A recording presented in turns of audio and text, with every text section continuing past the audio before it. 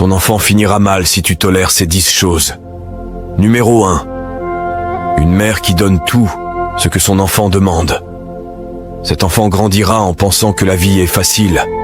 Ce n'est pas une bonne idée de donner à un enfant tout ce qu'il veut. Cela peut lui donner le sentiment d'avoir droit à tout et de ne rien valoriser. De plus, en obtenant tout facilement, il n'apprend pas à gérer la frustration ni à comprendre la valeur de l'effort, qui sont des éléments importants pour qu'il grandisse en étant une personne forte et capable. Numéro 2.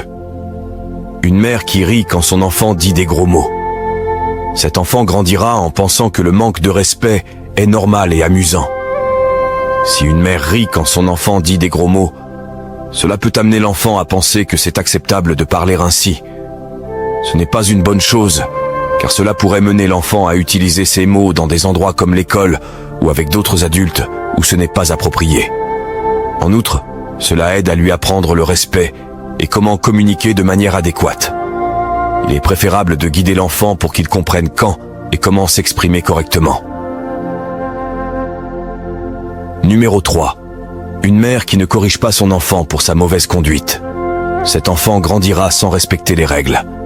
Si une mère ne corrige pas les mauvaises conduites de son enfant, il se pourrait qu'il n'apprenne pas à respecter les limites et les normes, ce qui pourrait entraîner des problèmes pour bien s'entendre avec les autres. Il est important de corriger ses comportements dès le début pour qu'il apprenne à être respectueux et à mieux gérer ses relations à l'avenir. Cela est essentiel pour son bon développement. Numéro 4. Une mère qui nettoie le désordre de son enfant. Cet enfant grandira en pensant que d'autres peuvent assumer ses responsabilités.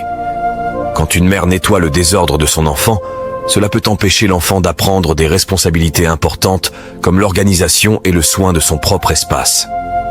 Cette habitude pourrait faire en sorte que l'enfant ne développe pas une bonne éthique de travail et ne valorise pas l'ordre et la propreté. De plus, cela pourrait le rendre trop dépendant des autres pour résoudre ses problèmes.